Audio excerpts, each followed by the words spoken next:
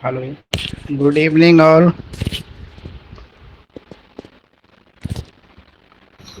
आवाज़ आ रही है आप सब लोगों को मेरी? Good evening sir. Very good evening. तो आपका एनवायरनमेंट लॉ का पेपर सबका अच्छा हो गया। Yes sir. अब हमारा जो नेक्स्ट पेपर है मुस्लिम लॉ का, मंडे को पेपर है हमारा। Yes sir. तो मुस्लिम लॉ के लिए जिन लोगों ने मुझसे नोट्स लिए उनको तो पता है कि कौन से क्वेश्चन इंपॉर्टेंट है। बाकी सब लोगों ने जिन्होंने वीडियो देखा है उनके साथ भी क्वेश्चन ऑलरेडी मैंने शेयर कर ही रखे हैं, इंपॉर्टेंट क्वेश्चन। और जिनके पास मेरे असाइनमेंट नोट्स हैं उनको तो आंसर्स भी पता है। पिछली बार का पेपर भी हमारे ही वीडियो में से आया था। 80% पेपर, जैसे मैंने आपके साथ डिटेल भी शेयर की थी कि कौन सा क्वेश्चन था असाइनमेंट में और कौन सा क्वेश्चन पेपर में था। तो सारे ही क्वेश्चन आए थे। इस बार भी उम्मीद है कि सारे ही क्वेश्चन हमारे पेपर में से जो हमने गैस लगाया उसी में से आएंगे। तो अभी जो से शुरू कर रहे हैं मुस्लिम लॉ इसलिए शुरू कर रहे हैं कि आपका जो एग्जाम है नेक्स्ट मुस्लिम, थोड़ी थोड़ी तैयारी मैं भी आपको साथ साथ करा देता हूँ। कुछ आप तो कर ही रहे हैं अपनी तरफ से, कुछ तैयारी मेरी तरफ से भी हो जाएगी आपके लिए। क्योंकि पिछली बार भी हमने क्लास में जो दो तीन क्वेश्चन डिस्कस किए थे वो दोनों तीनों ही आ गए थे।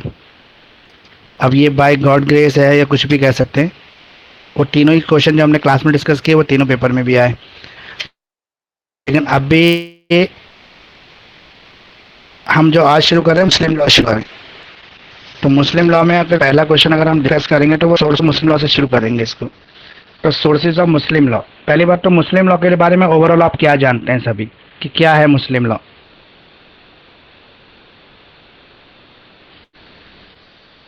ओवरऑल सा कॉन्सेप्ट क्या है मुस्लिम लॉ, ये किसके ऊपर बेस है? ये कोडिफाइड लॉ तो है नहीं है, हिंदू लॉ की तरह कोडिफाइड नहीं है।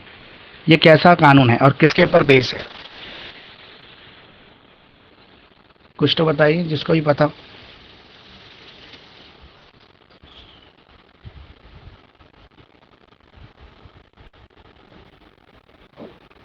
मुस्लिम लॉ तक आपने किसी ने पढ़ना शुरू नहीं किया है?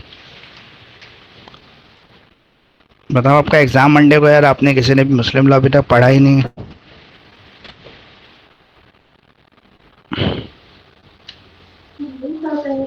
सर मुस्लिम लॉ मैन मेड लॉ है और जो मुस्लिम है वो अल्लाह में बिलीव करते हैं। मुस्लिम लॉ जो है वो पहली बात तो ये पर्सनल लॉ है। ये बात आपको पता होनी चाहिए कि मुस्लिम लॉ एक पर्सनल लॉ है।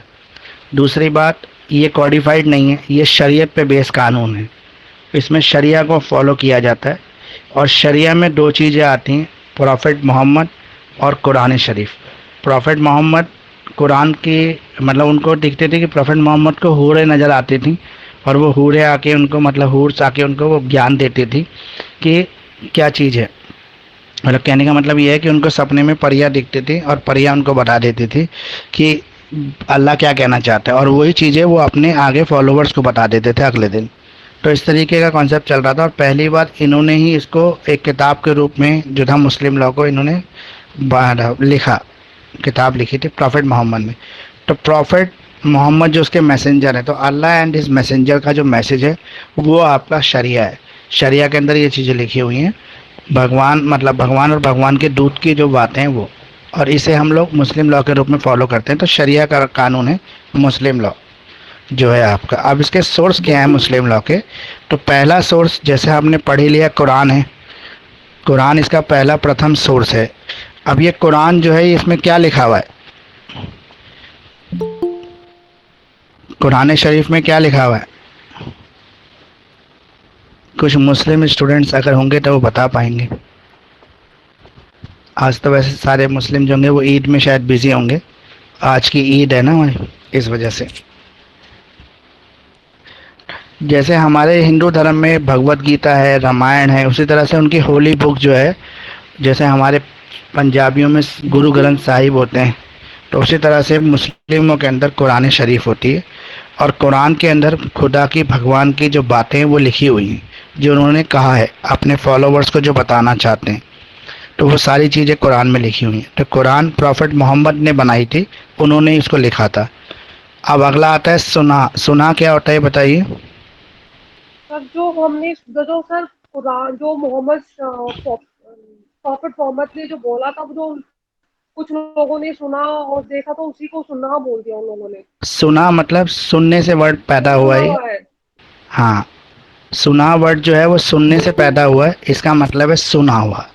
जो प्रॉफिट मोहम्मद ने बोला और उनके फॉलोअर्स ने सुना, हर कोई तो पढ़ नहीं पाता ना, हर कोई लिटरेट नहीं है, पढ़ा लिखा नहीं है, तो सुन के भी लोग सीखते हैं। जैसे हमारे बड़े बुजुर्ग होते हैं, दादा हमारे परदादा होते हैं, वो हमें कहानियाँ सुनाते थे, हमें हमारे धर्म की टीचिंग्स देते हैं। जैसे भगवान राम थे, उन्होंने ऐसा किया था, उन्होंने हमें बताया ना, ये हमने उनसे सुना है। तो ये सुनते जो हम पीढ़ी दर पीढ़ी जो हम सुनते चले आते हैं, उसे सुनहा कहते हैं। तो मुस्लिम में उसको भी कानून की जगह दी गई है, इसे हदीयत कहते हैं। हदीयत the recorded saying and actions of the prophet Muhammad. हदीयत वो बातें हैं जो प्रॉफिट मोहम्मद ने कही थी या जो किया उन्होंने वो। जैसे प्रॉफिट मोहम्मद ने शादी को सबसे पहले लिमिट किया मुस्लिम के अंदर। पहले मुस्लिमों के अंदर शादी की कोई लिमिट नहीं थी, अनलिमिटेड शादी करना अलाउड था, जब तक वो व्यक्ति अपनी बीवी का भार जो है, वजन जो है उठा सकता है। वजन उठाने का मतलब उसका फाइनेंशियल बर्डन झेल सकता है, तब तक उसको शादी करने की इजाज़त थी मुस्लिम में। चाहे वो बूढ़ा हो जाए, 100 साल का हो जाए, 80 साल का हो जाए, तब भी वो शादी कर सकता है, अगर वो उठा सकता है उसकी जिम्मेदारी अपनी वाइफ की। तो अब ये जो है, कुछ बच्चे अगर होंगे मुस्लिम के तो उनको शायद ज़्यादा पता होगा, मैं शायद कुछ गलत ना कहूँ, लेकिन फिर भी मुझे जो पता है, जो ऐसे मैंने बुक में पढ़ा है, वो यही पढ़ा है कि जब तक आपकी उम्र है और आप अपनी वाइफ की खर्चे उठा सकते, तब तक आपको शादी करने की इजाज़त है। कुरान मतलब मुस्लिम धर्म ये कहता है। लेकिन प्रॉफिट मोहम्मद जब आए तो उन्होंने इसको लिमिट किया। उन्होंने देखा कि ऐसे तो बहुत सारा शादियां कर रहे हैं, 80 साल का बुजुर्ग 5 से 10 साल की लड़की से शादी कर रहा है, तो उन्होंने इसको लिमिट किया। उन्होंने लिमिट करके 16 शादियों तक इसको लिमिट किया, बाद में घटा के 8 किया, फिर 4 कर दिया, लास्ट में 4 रह गई थी। उनके जाने तक 4 शादियाँ अलाउड हो गई थी मुस्लिम्स को। तो प्रॉफिट मोहम्मद ने अपनी लाइफ में 4 शादियाँ अलाउड कर दी। अच्छा, प्रॉफिट मोहम्मद ने खुद भी और भी शादियां की थी, उसके बारे में हम यहाँ पर ज़रा डिस्कस नहीं करेंगे, क्योंकि वो हमारे कोर्स से रिलेटेड नहीं है। वो सब जो है बहस सर उसका मुद्दा है, वो हमें डिस्कस करने की जरूरत भी नहीं। तो हमें सिर्फ इतना सुनना है कि जो सुना है, सुना के अंदर हदीयत आता है। हदीयत का मतलब है, किसी का माइक खुला हुआ है उसको म्यूट कर लो, शोर आ रहा है, डिस्टर्बेंस आ रही है। और किसी को मिलना बाकी है। अब इतना काम माइक म्यूट कर लो। किसका माइक है?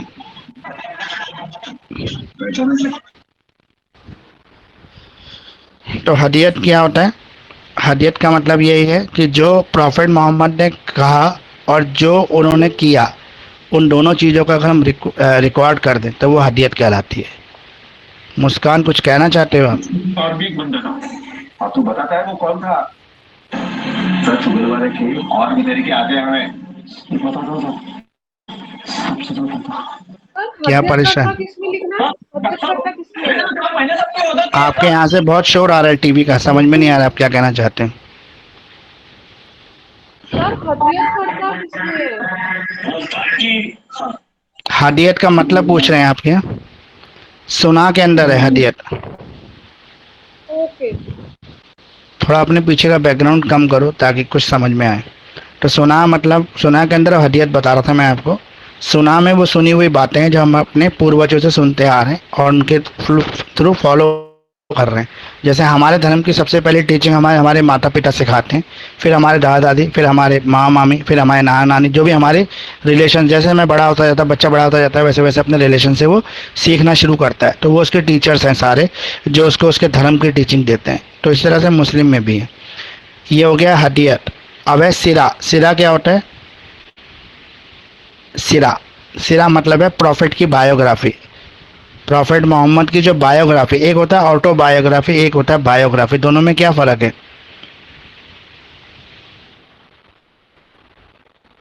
ये इंग्लिश के वर्ड हैं, ऑटोबायोग्राफी और बायोग्राफी। दोनों में फ़र्क ये है कि बायोग्राफी वो होती है जब हमारे जीवन की कहानी कोई और लिखता है, और ऑटोबायोग्राफी वो होती है जब मैं अपने जीवन की कहानी खुद ही लिख देता हूँ, अपनी लाइफ स्टोरी में खुद ही लिख रहा हूँ, तो वो ऑटोबायोग्राफी है। मेरी लाइफ स्टोरी कोई और लिख रहा है तो वो बायोग्राफी है। तो यहाँ पे बायोग्राफी है। सिरा मतलब प्रॉफिट मोहम्मद की बायोग्राफी, प्रॉफिट मोहम्मद का जीवन चरित्र, सर इसे कहते हैं सिरा। हेलो बोलो। सर, ये हदीयत है हदायत है? हदीयत भी कह सकते हैं, हदायत भी कह सकते हैं इसको। अच्छा, और सुन्ना की स्पेलिंग क्या है? SUNNAH, अच्छा, सुना।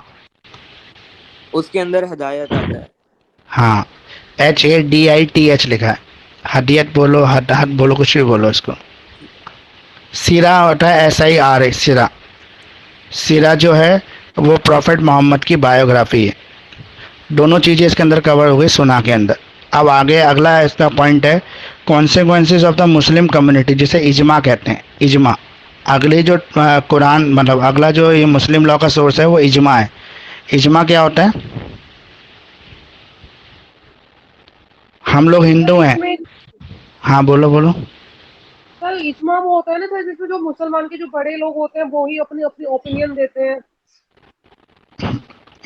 इसमें होता है आपका जो कम्युनिटी कल्चर हम सीखते हैं, खुद सीख लेते हैं कम्युनिटी से बहुत सारी चीज़ें। जैसे हमारे यहाँ होली दिवाली ऐसे फेस्टिवल मनाए जाते हैं तो उसमें हम कुछ रिचुअल्स फॉलो करते हैं। उन रिचुअल्स को कोई हमें सिखाता नहीं है लेकिन हम उनको सीख लेते हैं, उसे कहते हैं इजमा।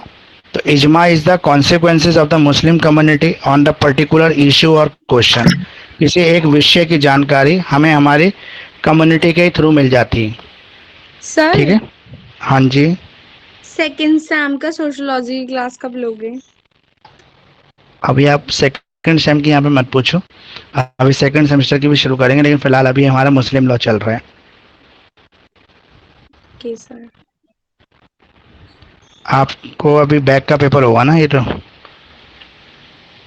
जब मैं लूँगा तो ग्रुप में शेयर कर दूंगा आपको। Okay sir. तो इजमा में आपको बता दिया था क्या होता है। ये community on the particular issue और क्वेश्चन होता है। Is refer to an agreement of the scholar community on the matter of Islamic law. Islamic law का मैटर होता है जहाँ पे मतलब समझाया नहीं जाता, ऑटोमेटिक हम लोग समझ लेते हैं। अब है इंडिविजुअल रीजनिंग, जिसे कहते हैं इज्तिहाद। ये इजमा था, अब है इज्तिहाद। इज्तिहाद का मतलब क्या होता है? यहाँ पर जो आप कह रहे थे ना, आपका नाम वैसे यहाँ पे दिख नहीं रहा, ड्राइंग ब्रीच लिखा हुआ है, लेकिन यहाँ पर आप जो कह रहे थे ना कि वो कुछ धर्म शिक्षक जो होते हैं वो बोलते हैं, वो है अब ये है वो जिसे कहते हैं इज्तिहाद। इज्तिहाद वो टीचिंग्स होती हैं जो हमारे धर्म गुरु, जैसे जो हमारे मौलवी होते हैं या हमारे धर्म के जो और जो होते हैं, अब इसमें क्या कहते हैं, हमारे जैसे गुरु होते हैं, गुरु जो होते हैं जो हमें सिखाते हैं, वो इसमें जो स्कॉलर्स होते हैं जो उस धर्म की पूरी जानकारी रखते हैं, उनकी जो बातें उनकी जो टीचिंग्स होती हैं उसे इज्तिहाद कहते हैं। ये सोर्स हैं आपके मुस्लिम लॉ के। इसके अलावा कुछ और भी सोर्स हैं, कियास हैं, इस्तिहान है, उर्फ है, फतवा है, ये भी कहीं ना कहीं सोर्स ऑफ मुस्लिम लॉ बन जाते हैं। तो ये आप पढ़ लेना आप डिटेल में, मैंने आपको इन शॉर्ट थोड़ा सा बता दिया कि क्या होता है। ये इंपॉर्टेंट क्वेश्चन है, sources of Muslim law exam के पॉइंट ऑफ व्यू से भी काफ़ी इंपॉर्टेंट है, आ भी सकता है आपको। अगला जो इम्पोर्टेंट क्वेश्चन मैं डिस्कस कर रहा हूँ, ये वाले क्वेश्चन में शरिया यूजिंग कंट्रीज लिख सकते हैं? हाँ लिख सकते हैं। वैसे जैसे मुस्लिम लॉ तो मैंने आपको अफगानिस्तान। शुरू में ही बताया आपको कि शरिया के बेस है। इंडिया में भी जो मुस्लिम कानून है वो शरीयत बेस ही है। अच्छा, वो तो अनकोडिफाइड लॉ लिखेंगे ना उसका तो। हाँ, हमारा जो मुस्लिम लॉ अनकॉडिफाइड ही है। अभी एक चीज़ है, आज मैं न्यूज़ देख रहा था तो यूनिफॉर्म सिविल कोड आ रहा है इंडिया में, मोदी जी ने अपने भाषण में भी थोड़े दिन पहले ही बोला है। तो ये है क्या यूनिफॉर्म सिविल कोड, इसके आने के बाद क्या होगा? मतलब सारी कम्युनिटीज के लिए सेम मिलता जुलता लॉ। सारा एक ही लॉ हो जाएगा। मतलब अभी अलग है ना, हिंदू लॉ, मुस्लिम लॉ, पर्सनल लॉ अलग अलग है ना हमारे, हाँ हाँ, वो सब एक हो जाएगा, फिर अलग अलग रहेगा ही नहीं, सब एक। वो तो काफी फिर डिबेट हुई उस पे तो देख। हाँ अभी इतनी जल्दी होगा नहीं, लेकिन फिर भी होगा, ऐसे कह रहे हैं। अब है ये what are the essential of the valid Muslim marriage, ये अगला क्वेश्चन है। Is Muslim marriage a civil contract when Muslim marriage become a void और इरेगुलर, जिसे फासिद कहते हैं। कब हो जाती है मुस्लिम शादी जो है वो फासिद? बताइए। वैलिड मुस्लिम मैरिज के लिए क्या क्या होना? पहली बात तो मुस्लिम मैरिज होती क्या है, इसकी डेफिनेशन दो। अब तो कुछ स्टूडेंट्स ऐसे भी हैं जो मुस्लिम कम्युनिटी से, वो तो बता ही देंगे इजीली। बताइए मुस्लिम मैरिज क्या होती है? वैलिड मुस्लिम मैरिज के लिए क्या चीज़ ज़रूरी है? डेफिनेशन क्या है मैरिज की according to Muslim marriage?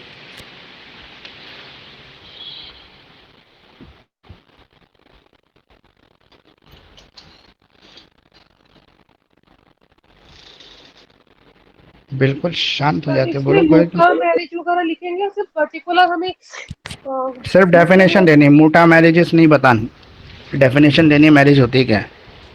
Sir Muslim marriage एक कॉन्ट्रैक्ट होती है और उसमें कोई सेरेमनीज नहीं होती। मुस्लिम मैरिज के लिए कहा गया है कि मुस्लिम मैरिज मैन और वुमेन के बीच में होती है, और इसको मैरिज जब कहेंगे, मतलब एक तरह जैसे हिंदू धर्म में कहते हैं ना एक पवित्र रिश्ता है, बंधन है हस्बैंड और वाइफ का, उसी तरह से मुस्लिम में भी यही बोला गया कि सेक्रेट रिलेशन है, सेक्रेट बॉन्ड है हस्बैंड और वाइफ का, मैन और वुमेन का, जो आपको लव, म्यूचुअल रिस्पेक्ट, अंडरस्टैंडिंग सिखाता है। ये मुस्लिम मैरिज में भी लिखा हुआ है। इसके अलावा जो निकाह है उसे कंसीडर करते हैं crucial aspect of the Islamic life, यानी कि आप अपने धर्म को आगे बढ़ा रहे हैं, इस्लामिक लाइफ।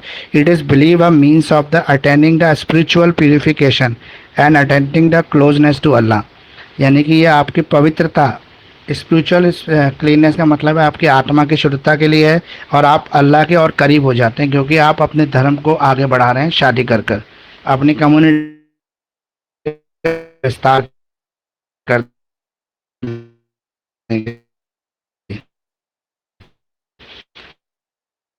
तो ये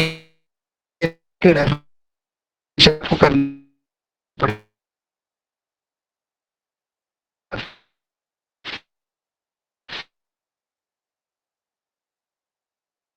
क्योंकि सबसे पहले अगर क्वेश्चन आएगा तो मैरिज की डेफिनेशन लिखेंगे। मुस्लिम क्या क्या एसेंशियल्स हैं, हिंदू मैरिज के तो एसेंशियल में पता ही है, मैरिज के बता।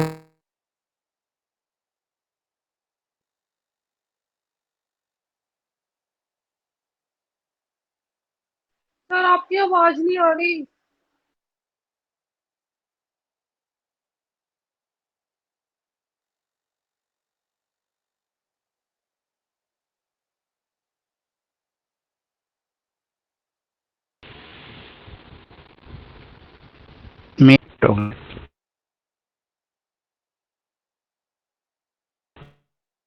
बताओ, आप लोग बताओ वैलिड मुस्लिम मैरिज क्या सर होता है। आपकी आवाज कट रही थी पहले, कुछ समझ नहीं आया।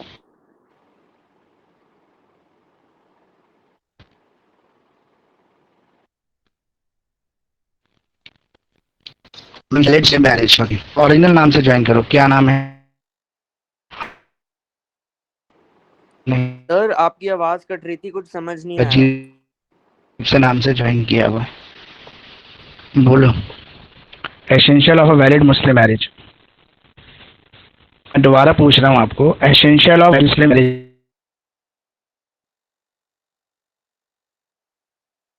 बता। सर आपकी आवाज कट रही है बीच में। अब तो सुनाई दे रहा है ना। वैलिड मुस्लिम मैरिज के पहले लिए सर क्या क्या क्या बोला एसेंशियल्स था है, मतलब उसके आपने? समझ एसेंशियल नहीं पार्ट आया। क्या क्या है ये बताना है आपको। नहीं आ रही है आपको आवाज की। अब क्लियर है, पहले कुछ समझ नहीं आ रहा हेलो, था, आवाज कट रही थी। अभी मैं जो पूछ रहा हूँ उसका बताओ बस, एसेंशियल वैलिड मुस्लिम मैरिज क्या है ये बताना। एक ठीक है कोई मुस्लिम बात नहीं, अब मैरिज इज बता दो आप। अ ये कॉन्ट्रैक्ट बताओ between essential valid Muslim marriage क्या है, शादी करने के लिए क्या क्या चीज़ें होनी चाहिए। जैसे मैंने आपको बताया, एक गर्ल और बॉय दो लोग होने चाहिए, मैन और वुमेन्स कंसेंट होने होना चाहिए। चाहिए। सर दोनों की मर्जी होनी चाहिए। हम्म, और प्रपोजल होना चाहिए एंड एक्सेप्टेंस ऑफ प्रपोजल होना चाहिए। हाँ, प्रपोजल होना चाहिए और एक्सेप्टेंस ऑफ प्रपोजल होना चाहिए, बिल्कुल। दोनों की मर्जी से शादी होनी चाहिए, दोनों लड़का लड़की होने चाहिए, उनकी शादी हो सकती है। दूसरा यहाँ पे विटनेस होने जरूरी है, एक मेन जो कंडीशन है वो विटनेस की है। तो विटनेस के अंदर 2 एडल्ट मुस्लिम विटनेस होने चाहिए, मतलब मुस्लिम ही होने चाहिए और एडल्ट होने चाहिए दोनों, जब भी मैरिज हो रही है उस टाइम पर। दूसरा आपका ये है, इसके अंदर जो विटनेस होते हैं वो किसकी साइड से हो सकते हैं।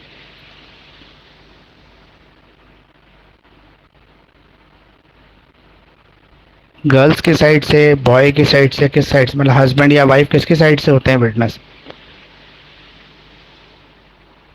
या दोनों साइड से एक एक। तो अभी ये लिख लो आप, अगर आपको डाउट है तो आप ये पॉइंट लिख लो, इसको मुझे कल बताना, कल की क्लास में। सर दोनों साइड से एक एक भी हो सकते हैं। और चलो इसको अभी आप लिख लो पॉइंट को, इसको हम कल दोबारा से डिस्कस करें, दोबारा से पूछूंगा आपसे कि विटनेस के अंदर क्या कंडीशन है, यहाँ पे किसकी साइड से विटनेस होने चाहिए और किसकी साइड के विटनेस अलाउड नहीं है। कुछ साइड से विटनेस अलाउड भी नहीं है, ऐसा भी है इसके अंदर।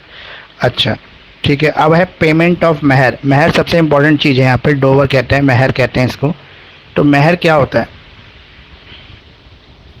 हस्बैंड अपनी वाइफ को देता है सर मैं नहीं सर, शादी के टाइम पे लड़की देते, मतलब लड़की वाले देते हैं ना लड़की को। इसमें लड़के लड़की वाले लड़के को देते हैं, वो तो हिंदुओं में होता है ना। नहीं नहीं, लड़की वाले लड़की को तो मतलब कंडीशन रखते हैं ना कि हम इतनी मेहर दे रहे हैं, मतलब जितना मूवी में देखा सर, ऐसे नहीं पता हमें। हम्म, थोड़ा सा ठीक है कहीं ना कहीं, लेकिन पूरी तरह से करेक्ट नहीं है। दहेज हो गया। दहेज नहीं है, दहेज तो होता है लड़की वाले लड़के वाले को देते हैं। सर सर डॉवरी कहते हैं अपनी ऑब्लिगेशन वाइफ को होती है संभालने के लिए हस्बैंड उसका पर। खर्चा उठाना, ये सब चीजें मेहर को कहते हैं सर। ये कहते हैं कि एक तरह से सोशल सिक्योरिटी अमाउंट होता है, इन केस अगर आगे जाके कभी शादी टूट जाती है, भविष्य में दोनों का तलाक हो जाता है, डाइवोर्स हो जाता है, तो वाइफ अलग हो जाएगी जब हस्बैंड से, तो उसके सोशल सिक्योरिटी का इंतजाम पहले से कर रहे हैं, उसे कहते हैं महर या डॉवर। वो एक वाइफ के लिए होता है, वाइफ की हक के लिए मांगा जाता है। इसमें शादी के टाइम पे एक महर की रकम डिसाइड हो जाती है, जैसे 5,000, 50,000, 5 लाख, इसकी कोई लिमिट नहीं है, कोई मिनिमम और कोई मैक्सिमम लिमिट डिसाइड ही नहीं है। ये दिया जाता है अकॉर्डिंग टू सोशल और financial position of husband. Husband की जो सोशल पोजीशन है या फाइनेंशियल पोजीशन, उसके हिसाब से महर डिसाइड होता है। अगर वो बहुत अमीर घर का है, जैसे अंबानी जैसा कोई है, तो वो करोड़ों में देगा महर, तभी शादी हो पाएगी। अगर वो लाखों में देना चाहेगा तो नहीं होगी, लेकिन अगर लड़की चाहेगी तो हज़ारों में भी कर लेगी शादी। ठीक है, तो ये हो गया आपका। आगे है आपका इसके अंदर महर, सॉरी महर तो मैंने डिटेल में बताया नहीं आपको। तो महर ये रकम होती है जो वुमेन की सोशल सिक्योरिटी के लिए दी जाती है। ये दो तरीके से मिलती है महर, या तो at the time of marriage ही महर ले लेते हैं, उस समय लड़की अपने पास उस महर को सेफ्टी के रूप में रख लेती है, इस पर लड़के का कोई हक नहीं होता ना, उसके परिवार का हक होता है, लड़की का अमाउंट है ये वो अपने पास। और कुछ कंडीशन में ऐसा भी होता है कि जो उस समय नहीं लेती, वो कहती है बाद में ले लूँगी। अब बाद में जब भी लड़की लेना चाहे, जैसे मान लो कि उसने कभी अपना महर मांगा ही नहीं, लेकिन महर एक लिखा गया था, कॉन्ट्रैक्ट हुआ था जब शादी हुई थी उस टाइम पे, अब उसका तलाक हो जाता है, तो तलाक होने के टाइम पर वो अपने महर की राशि मांग सकती है अपने इन लॉज से। लेकिन यहाँ पर भी एक रूल है, क्योंकि यहाँ पे जो प्रॉपर्टी बांटने का तरीका है मुस्लिम्स में, वो ये नहीं है कि जो जैसे पिता की मृत्यु होने के बाद बेटा और बेटी दोनों में प्रॉपर्टी बटेगी, नहीं, सिर्फ बेटे में बटेगी, लड़कियों को कोई संपत्ति का अधिकार नहीं। इसी तरीके से मान लो कोई लड़का मर जाता है, उसकी बीवी है विधवा, तो उसको कोई संपत्ति नहीं मिलेगी, उसका कोई प्रॉपर्टी का राइट नहीं है अकॉर्डिंग टू शरीयत लॉ, उसका कोई प्रॉपर्टी का राइट नहीं। प्रॉपर्टी सिर्फ मेल जो मेंबर्स हैं फैमिली के, उन्हीं का राइट है प्रॉपर्टी के ऊपर। ठीक है, केवल उन्हीं का हक है जो मेल मेंबर्स हैं। जो अब ये फीमेल है, ये कहाँ जाएगी, क्योंकि एक तो उसका हस्बैंड मर गया, ऊपर से उसके बाद प्रॉपर्टी की कोई व्यवस्था नहीं, तो इसलिए ये महर जैसी चीज़ जोड़ दी गई है, ये उसकी सोशल सिक्योरिटी के लिए बनाई गई थी। अब जब ये प्रॉफिट मोहम्मद नहीं आए थे, उससे पहले जो महर था तब भी चलता था, लेकिन तब महर लड़की वाले ले लेते थे पहले ही, मतलब लड़के से लड़की वाले अपने पास जमा करा लेते थे शादी के टाइम पर ही, और बाद में लड़की को रुखसत करते थे। लेकिन जब ये प्रॉफिट मोहम्मद आए तो इन्होंने इस चीज़ में थोड़ा सा चेंज किया, इन्होंने बोला कि इस तरीके से लड़की की सोशल सिक्योरिटी नहीं हो पाती, क्योंकि लड़की की जो फैमिली होती है वो पहले अपने उसके यूज़ में इस्तेमाल कर लेती है और पैसा ख़त्म हो जाता है, और जब ज़रूरत पड़ती है लड़की को तो पैसा ही नहीं होता।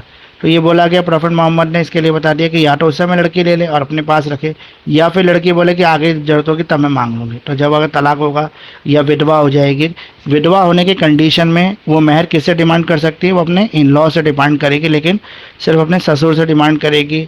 अगर ससुर नहीं है जिंदा तो अपने देवर से, जेठ से मांग सकती है वो, लेकिन उस पार्ट में से ही मांगेगी जो प्रॉपर्टी उसके हस्बैंड की है।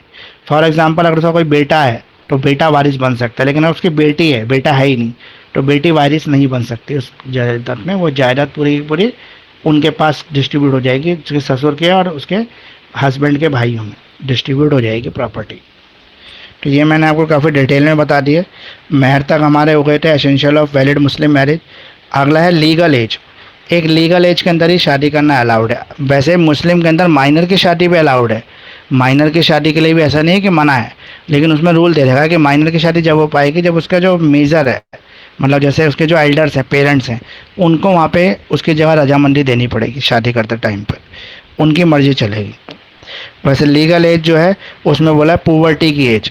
पुवर्टी की एज वो एज होती है जब लड़की बालिग हो जाती है, लड़का बालिग हो जाता है, मतलब लड़के के अंदर टीन एज में आ जाता है और लड़की के अंदर उसकी जो पीरियड्स होते हैं वो स्टार्ट हो जाते हैं, तो पुवर्टी की एज आ जाती है। उस एज को इन्होंने लीगल एज बोला, कोई उम्र नहीं बताई है इसके अंदर। अब है कॉम्पेबिलिटी। कॉम्पेबिलिटी क्या होती है, बेमेल शादियां अलाउड नहीं है मुस्लिम के अंदर। मेल शादियाँ ही मतलब जो मैच करता है जोड़ा वही अलाउड है शादी। तो इसे कहते हैं कॉम्पेबिलिटी, यानी कि अगर आपकी सोशल रिस्पेक्ट जिस तरह की है तो आप उसी दर्जे की बीवी लेके आएंगे, इससे नीचे दर्जे की या ऊंचे दर्जे की बीवी लेके नहीं आ सकते, ये मुस्लिम्स में अलाउड नहीं है। अब है प्रेफरेंस ऑफ एन ऑफिशेंट। ऑफिशेंट मतलब यहाँ पर एक इमाम होना चाहिए, एक जज होना चाहिए उस टाइम पर जो आपकी शादी को ऑथराइज करे, जैसे काजी, इमाम, ये लोग ही तो शादी कराएंगे, ये लोग ही तो आपका जो है वो निकाह नामा उस पर सिग्नेचर कराएंगे, निकाह नामा लिखेंगे। तो ये बोला गया इस लॉ के अंदर। तो यहाँ तक क्लियर है आपको सबको essential of valid Muslim marriage? Yes sir. कोई आवाज़ कट रही हो या कुछ और दिक्कत हो तो पूछ लेना एक बार और, अदरवाइज मैंने आपको बता दी। ये टोटल मैंने 7 बताए, एक बार रिपीट कर रहा हूँ सारे। कंसेंट ऑफ बोथ पार्टीज पहला, ऑफर एंड एक्सपेक्टेंस, इजाब और कबूल, कहते हैं कबूल कबूल लड़की को कहना पड़ता है, इजाब लड़की को कहना पड़ता है। प्रेजेंस ऑफ विटनेस, विटनेस की प्रेजेंस होनी चाहिए, महर की पेमेंट होनी चाहिए, पेमेंट ऑफ महर, लीगल एज होनी चाहिए शादी करने के लिए। अब लीगल एज यहाँ पे कोई उम्र नहीं दे रखी, 17 साल 18 साल 19 साल 14 साल ऐसी कोई उम्र नहीं है, एज ऑफ पॉवर्टी बोला गया है। कॉम्पेबिलिटी के अंदर मैंने आपको बता दिया कि सोशल रिक्वायर्स इक्वल होगा तभी शादी होगी, यहाँ पे ऊंचे नीचे तबके में अंदर शादी नहीं हो सकती। प्रेजेंस ऑफ एन ऑफिशेंट, एक ऑफिशेंट होना जरूरी है, जैसे इमाम है, काजी है, ये लोग ही तो शादी कराएंगे, जैसे जज कहते हैं हम, निकाहनामा बनाएंगे आपको। अब मुस्लिम मैरिज की जो फॉर्मेलिटीज़ होती हैं वो क्या क्या होती हैं? तो फॉर्मेलिटीज़ में पहली बात तो वही है इजाब और कबूल। लड़के को इजाब करना पड़ता है कि मुझे शादी मंजूर है, और लड़की कबूल कबूल कबूल करती है, मतलब कबूलती है 3 बार, तब उसकी शादी के लिए होता है। तो प्रपोजल होना चाहिए लड़के की तरफ से और लड़की की तरफ से उसको एक्सेप्ट किया जाना चाहिए, तब एक शादी बनती है मुस्लिम की। महर होना चाहिए, डाउरी जिसे कहते हैं, वो महर है जिसे डॉवर भी कहते हैं, उसकी राशि के लिए पहले से डिसाइड हो जाता है, और कब पेमेंट होगी ये भी डिसाइड हो जाता है। मैरिज कॉन्ट्रैक्ट बनता है, दोनों के बीच में कॉन्ट्रैक्ट पे साइन किए जाते हैं, जहाँ पे 2 विटनेस भी साइन करते हैं, और इसमें विटनेस होने जरूरी हैं। Witness at the present time of the marriage ceremony, उसके टाइम पे प्रेजेंट हो। दे शुड बी ट्रस्टवर्दी, ये जो विटनेस है ट्रस्टवर्दी होने चाहिए, भरोसे लायक होने चाहिए, साउंड माइंड होने चाहिए, और should not be close relative of the bride and the groom, ना तो दुल्हन के सगे रिश्तेदार हो ना दूल्हे के सगे रिश्तेदार हो। ऐसे लोगों को गवाही चलती नहीं है मुस्लिम मैरिज में, किसी और की चल सकती है लेकिन इनके सगे लोगों की नहीं चलती। अब है वली, वली मतलब होता है गार्जियन। जो गार्जियन होता है उसकी रिस्पॉन्सिबिलिटी होती है कि वो शादी के लिए जो है दूल्हा दुल्हन की जो है मर्जी उसको लेनी है, वली को। अब है आपका निकाह। निकाह जो है एक तरह से मैरिज सेरेमनी है, मतलब एक तरह से सिविल कॉन्ट्रैक्ट मैरिज होती है ये, जो मुस्लिम्स के अंदर होती है। अब इसके बाद जब इसकी शादी की पार्टी देते हैं उसे कहते हैं हम लोग वलीमा। वलीमा मतलब wedding feast.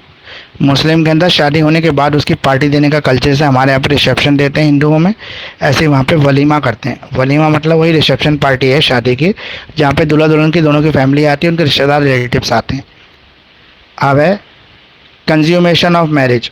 Consummation of marriage का मतलब ये है कि आपका निकाह हो गया, सारे गवाह भी हो गए, सब कुछ हो गया, जब आपने एज ए हस्बैंड वाइफ रहना शुरू कर दिया, यानी कि spouse can live together as a husband and wife, sexual intercourse is also permissible after the निकाह। तब आप निकाह के बाद एक दूसरे साथ मिल सकते हैं, रह सकते हैं, सेक्सुअल इंटरकोर्स कर सकते हैं और हस्बैंड वाइफ की तरह जीवन जी सकते हैं। तो ये आपका पूरा कंप्लीट हो गया मुस्लिम मैरिजेस, जो आपके एग्ज़ाम के पॉइंट ऑफ व्यू से भी काफ़ी इम्पोर्टेंट है। अब काइंड्स ऑफ मैरिजेस अलग है, जैसे वर्ल्ड मैरिजेस, इरेगुलर मैरिजेस, मूटा मैरिजेस, ये भी आपको पढ़ना चाहिए, ये भी एग्ज़ाम के पॉइंट ऑफ व्यू से इम्पोर्टेंट चीज़ है। मेन आपको डाइवोर्स पढ़ना चाहिए इसके अंदर। तलाक, तलाक यानी कि divorce is the various forms in the Muslim law. Muslim law में अलग अलग तरीके के तलाक हैं, उस तलाक को समझना चाहिए हमें, किस किस तरीके के तलाक हैं और ये तलाक कैसे दिए जाते हैं, क्यों दिए जाते हैं, ये आपको समझना पड़ेगा इसके अंदर।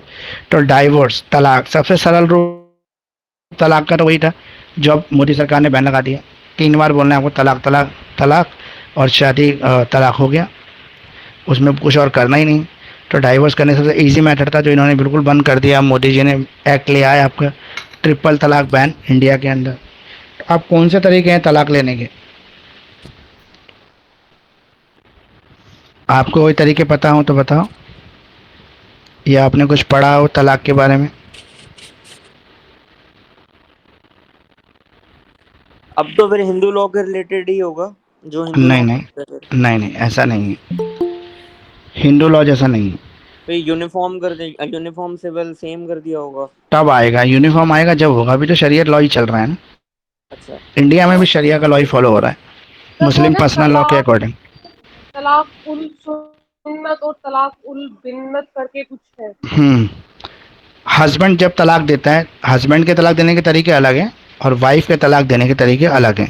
तो पहले मैं हस्बैंड के तलाक देने के तरीके बताता हूँ। तलाकुल सुन्नत पहला, तलाक़ नशन अशन, तलाक़ हसन, तलाकुल बिद्दत, ये तलाक देने के तरीके हैं हस्बैंड के। और वाइफ के तलाक देने के तरीके क्या हैं? तलाक़ तफ़वीज़, और दोनों की मर्ज़ी से आपस में तलाक हो जाए तो उसे कहते हैं खुला, खुला मुबारक। ये दोनों अपनी आपसी मर्ज़ी से कर देते हैं। जब हस्बैंड वाइफ को, वाइफ हस्बैंड को छोड़ना चाहें, आपस में दोनों की सहमति हो जाए तो वो खुला ले लेते हैं। खुला वाइफ की तरफ से लिया जाता है, वाइफ अप्रोच करती है, उसमें कुछ खर्चा लेके वाइफ उसको खुला कर देती है, मतलब अपने निकाह के बंधन से आज़ाद कर देती है। मुबारक में हस्बैंड की तरफ से ये प्रपोजल लाया जाता है, लेकिन दोनों उसमें मर्जित होते हैं। इसमें एक इद्दत पीरियड है, इंपॉर्टेंट है इद्दत पीरियड, ये आप पढ़ लेना इद्दत पीरियड क्या है। कुछ कुछ चीज़ें मैं आपको अभी बता रहा हूँ, कल की क्लास में फिर मैं इसको डिटेल में आपसे पूछूंगा, तो ये आप नोट भी कर लें कहीं ना कहीं। जैसे तलाक जो है ना, वो हम कल की क्लास में करेंगे, उसके लिए आप पहले पढ़ के आएँ, क्योंकि पढ़ के आएंगे तो ज़्यादा समझ में आएगा। बिना पढ़े तो क्लास ज्वाइन करने से कोई फ़ायदा हो नहीं रहा है, क्योंकि मैं ही सिर्फ बोल रहा हूँ, आप लोगों की तरफ से कोई रिस्पॉन्ड आ नहीं रहा है। तो तलाक कल पढ़ के आएँ। दूसरा आप पढ़ के आएँ, हस्बैंड की तरफ से कौन सा तलाक है, वाइफ की तरफ से कौन सा तलाक है, म्यूचुअल कॉन्सेंट कौन सा तलाक है। एक जुडिशियल डाइवोर्स भी है मुस्लिम के अंदर, जहाँ पे आप कानून की शरण ले सकते हैं तलाक के लिए। बाकी इन सब में कानून के पास जाने की ज़रूरत ही नहीं, कोर्ट कचहरी जाने की ज़रूरत नहीं है। आप डिसाइड कर लो, आपस में तलाक ले लो। हस्बैंड अपना तलाक दे देता है, ये तलाक अशन, तलाक हसन, तलाक ये सब बिद्दत, ये सब दे देता है। और एक जुडिशियल डाइवोर्स है, जहाँ पे कोर्ट जाते हैं आप, वो लियान और फास्क है आपका, जहाँ पे आप कोर्ट जाके तलाक ले सकते हैं। तो ये आप कल पढ़ेंगे। इसके बाद एक इद्दत पीरियड है, इद्दत पीरियड भी आपको कल पढ़ के आना पड़ेगा। कल हम इन्हीं दोनों तीनों टॉपिक करेंगे, बहुत ज़्यादा इसमें इंपॉर्टेंट क्वेश्चन नहीं बनते। वैसे तो मैंने जो चैनल पर आपको दिए वो शायद 17-18 क्वेश्चन के आसपास होंगे या 20 क्वेश्चन के आसपास होंगे, लेकिन अगर हम मोस्ट इंपॉर्टेंट की बात करें तो इसमें से 10-12 ही क्वेश्चन मोस्ट इंपॉर्टेंट बनते हैं। उसमें से आपको 2-3 क्वेश्चन आराम से मिल जाएंगे एग्जामिनेशन में। उसमें से 2-3 क्वेश्चन तो मैंने आज ही करा दिए हैं आपको, 3 क्वेश्चन मैंने आज कराए हैं आपको। कौन कौन से 3 क्वेश्चन कराए हैं, जरा एक बार रिपीट करना। सबसे पहले हमने क्लास में क्या किया था? Sources sir. Sources of Muslim law, पहला हमने इंपॉर्टेंट क्वेश्चन किया है सोर्सेज ऑफ मुस्लिम लॉ। दूसरा क्वेश्चन हमने कौन सा किया है? वैलिड मुस्लिम मैरिजेस। दूसरा हमने किया है वैलिड मुस्लिम मैरिज। और तीसरा हमने किया था, क्या किया था? एसेंशियल ऑफ मैरिज और तलाक। हाँ, essential of valid Muslim marriage, इस पे अलग से क्वेश्चन आता है, essentials of valid Muslim marriage, ये हमने किया है। फिर हमने क्या किया था, अभी जो हमने कल के लिए होमवर्क के लिए छोड़ दिया वो है डाइवोर्स, तलाक। तलाक का मैंने आपको इंट्रोडक्शन जरूर दे दिया, लेकिन अभी मैंने कराया नहीं, इसको मैं कराऊंगा आपका अभी तलाक। तो एक तो तलाक वाला आपको कल पढ़ लेना है, तलाक वाला थोड़ा सा हम कल डिस्कस कर लेंगे। इसके अलावा जो हमारा अगला है, जो हम कल करेंगे, ये discuss the right of maintenance of a Muslim wife and window under the Muslim law. Muslim law के अंदर एक मुस्लिम वाइफ कब तलाक ले सकती है, तलाक मांग से खर्चा मांग सकती है। मेंटेनेंस मतलब खर्चा मांग सकती है। तलाक के साथ भी खर्चा मांग सकती है, तलाक के बिना भी खर्चा मांग सकती है, दोनों तरीके से खर्चा मांग सकती है। तो ये हम कल करेंगे आपके। अभी आपको कोई स्पेशल कोई क्वेश्चन आपको पूछना हो? सर एक बात पूछनी थी सर, इसमें जैसे तलाक वगैरह की जो चीजें वो सुन्नी की अलग है, सिया की अलग है, नॉर्मल पढ़ते हैं तो वो अलग है। हाँ, आपको तीनों को मिक्स करके एक कर लो। सिया सुन्नी चलता है इंडिया में, बाकी और कुछ नहीं है। सिया और सुन्नी में कोई ज़्यादा डिफरेंसेस नहीं है, थोड़े से डिफरेंस है, लेकिन उसको कर दो एक बार। सिया और सुन्नी अगर कोई मेंशन करके एग्जाम में पूछता है तो आपको इस तरह से लिखना। अगर वो मेंशन नहीं करता, सिर्फ पूछ लेता है मुस्लिम मैरिज, तो आपको दोनों में से किस मिक्स करके दोनों का लिख दो, कोई फ़र्क नहीं पड़ता।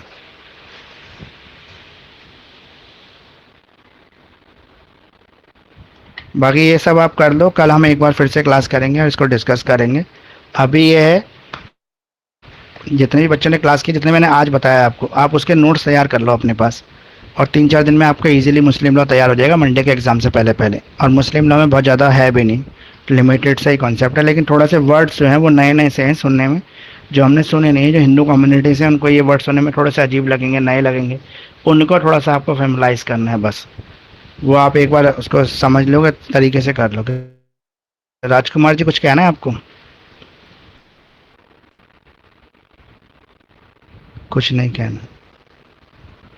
चलो कोई नहीं, फिर आज की क्लास में हम इतना ही करेंगे। अब अभी इसको क्लास को डिसकंटिन्यू करेंगे, कंप्लीट कर देंगे। और जो है ग्रुप के बारे में काफ़ी वो आ रहा था कि बच्चे कुछ भी डाल देते हैं उसमें, तो वो कोशिश करें कि उसमें कोई फालतू के मैसेजेस ना करें, लिमिटेड मैसेजेस डालें जो काम के हों, सिर्फ वही। वरना ग्रुप जो है वो बर्डन बन जाएगा सबके लिए और बहुत सारे लोग उसको छोड़ देंगे। मैं चाहता हूँ कि ये ग्रुप आगे तक चलता रहे, क्योंकि इसके बाद भी, एग्ज़ाम के बाद भी हम बीच बीच में कुछ फ्री क्लासेस जो है मंथली या वीकली इसको करेंगे, आगे कंटिन्यू रखेंगे, ताकि आपको स्टडी में हेल्प मिलता रहे। जो बच्चे अफोर्ड नहीं कर सकते क्लासेस को, उनके लिए कुछ आपके सजेशंस आपकी तरफ से हों जो हमें करना चाहिए। सर ग्रुप में एडमिन ही मैसेज करे, बस वही कर दो आप। ओनली एडमिन के लिए फिर आपकी कुछ जो क्वेरीज होती बच्चे हैं, फालतू की बातें कर, फिर आप लोगों की कुछ सर वो क्वेरीज होती हैं तो पर्सनल आप कैसे मैसेज कर करेंगे? सकते हैं। Sir personal personal message? Message करके आपको। ओके, तो कुछ दिन के लिए मैं इसको ओनली एडमिट कर देता हूँ फिर। हाँ जी, फालतू की बातें ज्यादा कर रहे हैं बच्चे इसमें सर। हम्म, तो हम सर लोग, ये भी सही, सर आप ये भी सही बोल रहे हो कि ना उसमें ना हम लोगों के पास अननेसेसरी मैसेजेस बहुत आ रहे हैं। हाँ, वो गर्ल्स के साथ प्रॉब्लम हो रही है, बहुत सारी गर्ल्स की और कंप्लेंट आ मेरे रही है साथ मेरे भी पास। हुआ है, मैंने बहुत नंबर ब्लॉक किए हैं। हाँ, वो मुझे भी सुनने में आ रहा है। मैं थोड़ा सा एक सोच रहा हूँ कि इसको शायद ना अलग अलग ग्रुप बना दे, गर्ल्स के लिए अलग, बॉयज़ के लिए अलग, तो शायद इस तरह की और चीज़ें ख़त्म हो जाए। और उसमें आपको कैसे पता चला कि ये लड़की है कि लड़का है? वो आपको मैंने बोला ना, उसके अंदर आपको आइडेंटिटी डिस्क्लोज करनी पड़ेगी अपने ग्रुप ज्वाइन करने से पहले। मतलब वीडियो कॉल के थ्रू या फिर किसी तरीके अच्छा। से आपको बताना पड़ेगा ना कि मैं लड़की हूँ, तभी मैं ग्रुप में आपको ऐड करूँगा। गर्ल्स वाले ग्रुप में स्पेशली आने के लिए, बॉयज़ वाले में तो कोई भी रह सकता है। मकसद मेरा यही था ये ग्रुप बनाने के पीछे, कि आप लोगों की स्टडी में कुछ हेल्प हो पाए। और बहुत